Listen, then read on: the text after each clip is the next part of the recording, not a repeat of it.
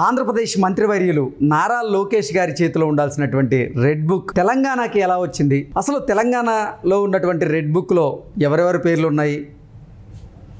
నారా లోకేష్ గారి చేతిలో ఉన్న రెడ్ బుక్, తెలంగాణలో ప్రత్యక్షమైనటువంటి రెడ్ బుక్ రెండు ఒకటేనా?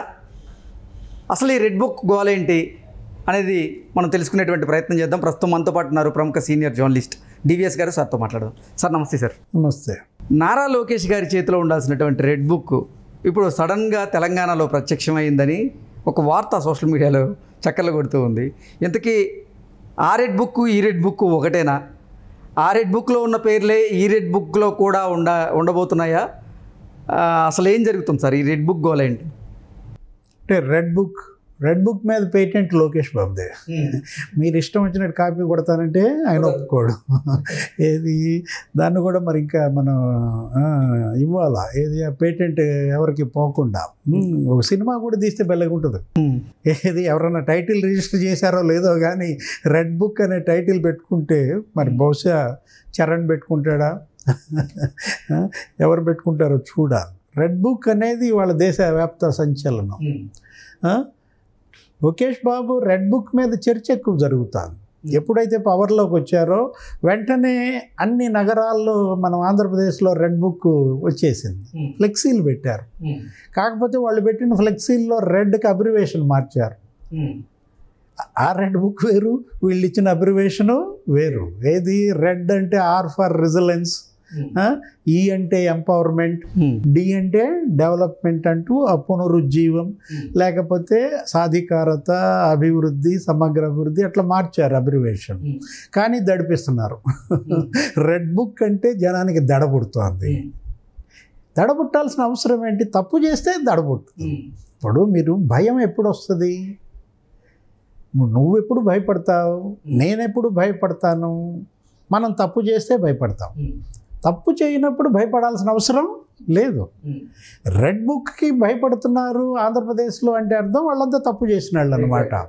ఏది లోకేష్ బాబు రెడ్ బుక్ ఫ్లెక్సీలు అన్ని నగరాల్లో ఏర్పడేసరికి కొంతమంది ఐఏఎస్ల్లో కంగారు, ఐపీఎస్ల్లో కంగారు, డిఎస్పీల్లో వణుకు, ఇక సర్కిల్ ఇన్స్పెక్టర్లు, స్టేషన్ హౌస్ ఆఫీసర్లు అయితే మరీ ఇక లాగులు దడిపేసుకుంటున్నారు. ఎందుకంత పరిస్థితి ఎందుకు వచ్చింది? మీరు ఆ వైఎస్ఆర్ కాంగ్రెస్ పార్టీతో అంటకాగటం ఎందుకు? అతను ఇంకో 30 ఏళ్ళు మళ్ళీ సీఎంగా ఉంటాడని మీరు ఆశలు పెట్టుకోవటం ఎందుకు? ఆయన మునిగాడు, మిమ్మల్ని ముంచాడు. ఇప్పుడేమో మీకు జ్వరం పుట్టింది. ఏది రెడ్ బుక్ జ్వరం అన్నమాట, ఫీవర్ లాగా ఉందన్నమాట. లోకేష్ బాబు పాదయాత్రలో యువగళంలో రెడ్ బుక్ గురించి మీరంతా మాట్లాడుతున్నారు. కృష్ణ, రెడ్ బుక్ కాదు, అతని చేతిలో ఇంకో బుక్ కూడా ఉంది. నువ్వు చూసావా లేదో? ఏంటి సార్ అది? ఎవరు ఆ బుక్ గురించి మాట్లాడరేంటి? రెడ్ బుక్ గురించే మాట్లాడతారేంటి? అతను 2 పుస్తకాలతో నడిచాడు. ఒక పుస్తకం కాదు. ఒక చేతిలో రెడ్ బుక్, ఇంకో చేతిలో కాన్స్టిట్యూషన్, ఓకే, రాజ్యాంగం. అంబేద్కర్ రాజ్యాంగం ఒక చేత్తో పట్టుకుని రెడ్ బుక్ ఇంకో చేత్తో పట్టుకుని అతను నడక సాగింది. ఏది యువగళం. ఇప్పుడు ఆయన యువగళం పాదయాత్ర చేసినప్పుడు, ప్రారంభించినప్పుడు ఏం జరిగింది? జనవరి 26 ఎప్పుడో ప్రారంభించాడు. రిపబ్లిక్ డే, స్వేచ్ఛ కోసం, విముక్తి కోసం, అణిచివేతపై తిరుగుబాటు, హక్కుల పోరాటం అంటూ జగన్మోహన్ రెడ్డి హక్కులు అణిచేశాడు కదా, మీడియాను అణిచేశాడు కదా, ప్రజా సంఘాలు ప్రశ్నించే గొంతు నొక్కేసిన దీంట్లో అతని పాదయాత్ర. ఆయన పాదయాత్ర ప్రారంభానికి 20 రోజుల ముందు ఒక జీవో తెచ్చాడు. తెలుసుగా నీకు ఆ జీవో నంబర్ 1. ఏది? ఎక్కడ రోడ్ల మీద మీటింగ్లు పెట్టకూడదు, ఎక్కడ రోడ్ల మీద ర్యాలీలు చేయకూడదు. మరి ఏంటి, పాదయాత్ర చేస్తున్నాడు కదా అనే ఉద్దేశంతో పెడితే ఆయనకు అడుగడుగున అడ్డంకులు పెట్టారు. చివరికి అతను స్టూల్ ఎక్కి మాట్లాడాల్సి వచ్చింది. అతను మైక్ లాక్కున్నారు. అతను స్టేజ్ ఎక్కనివ్వలేదు. అతని క్యారవాన్ ఎత్తిపోయారు. చివరికి అతని మైక్ వెహికల్ కూడా తీసుకుపోయారు, సౌండ్ వెహికల్.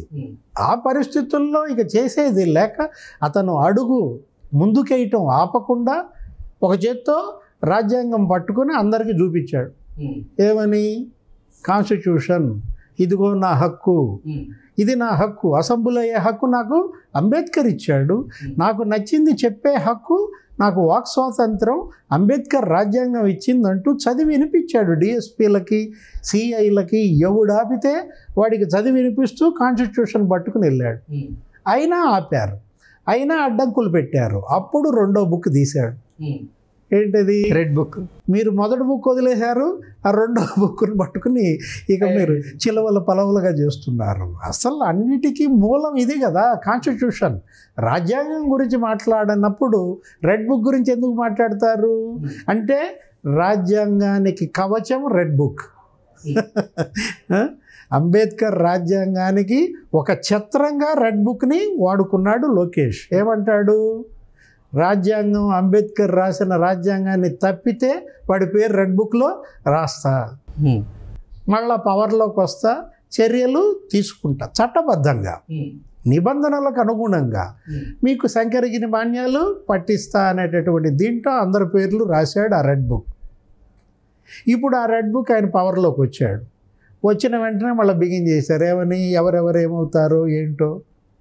నీకు అలాగే జరిగింది. సిఎస్ జవహర్ రెడ్డి సెలవు మీద వెళ్ళిపోయాడు. అక్కడ తిరుపతిలో ధర్మారెడ్డి వారం రోజులు సెలవు పెట్టాడు. ఈ సెలవులు ఏంటో కానీ వీళ్ళకేమో దడుపు జ్వరం పట్టింది. ప్రమాణ స్వీకారం చేయకముందే తప్పు చేసిన వాళ్ళందరిలో దడుపు జ్వరం ఆంధ్రప్రదేశ్లో చూసాం. ఇప్పుడు ఆ రెడ్ బుక్ ఎక్కడికి వచ్చిందంటావు? తెలంగాణకు వచ్చిందా? తెలంగాణలో కూడా ఇంకో రెడ్ బుక్ బయలుదేరిందండి.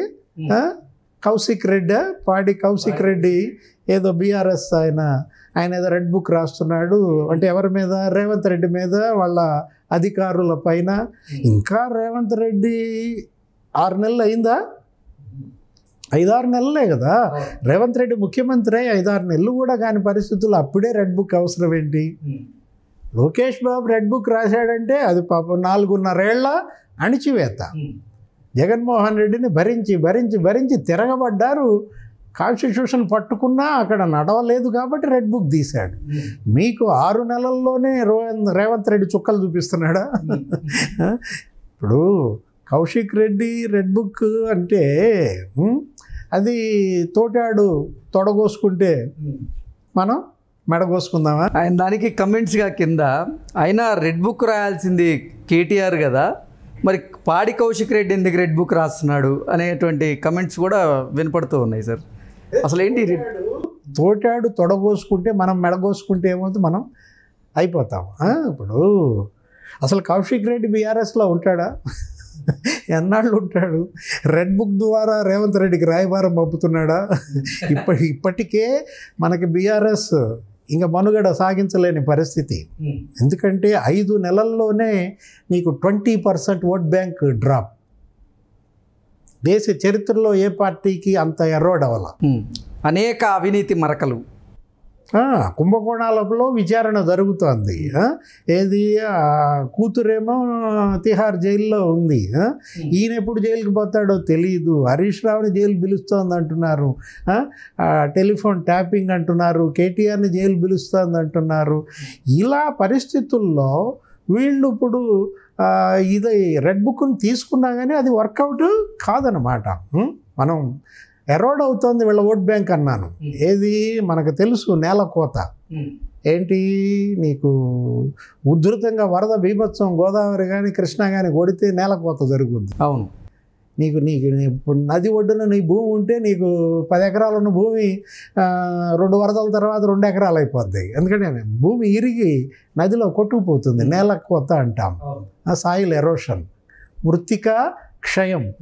ఏంటంటే మళ్ళీ మీరు జియాలజీలోకి వెళ్తున్నారు అనొచ్చు. మృత్తికా క్షయం తెలుసు, నేల కోత తెలుసు, ఓట్ల కోత ఇప్పుడే చూస్తున్నాం. ఏది? ఓట్స్ ఎరోషన్ అన్నమాట. నీకు 37% ఓట్ బ్యాంక్ ఉన్నటువంటి బీఆర్ఎస్ 4 నెలల్లో 17%కి పడిపోయింది. 20% ఓట్ బ్యాంకులో 15% బీజేపీ ఎత్తుకుపోయింది. 5% రేవంత్ ఆయన జల్లలో వేసుకున్నాడు. 20% మరి నీకు 4 నెలల్లో తెగవతల పడిందంటే ఇంకెంత మిగిలింది? 17% ఓట్ బ్యాంక్ ఉంటుందంటావా? 17 నెలలన్నా 17 రోజులు అంటావా? దురదృష్టకరం. ఎందుకంటే 22 పార్టీ, 10 ఏళ్ల అధికారం చెలాయించిన పార్టీ ఇలాంటి ట్రాజడీలో ఉంటుందని మనం ఊహించలేదు. Okay sir, thank you so much. నమస్తే.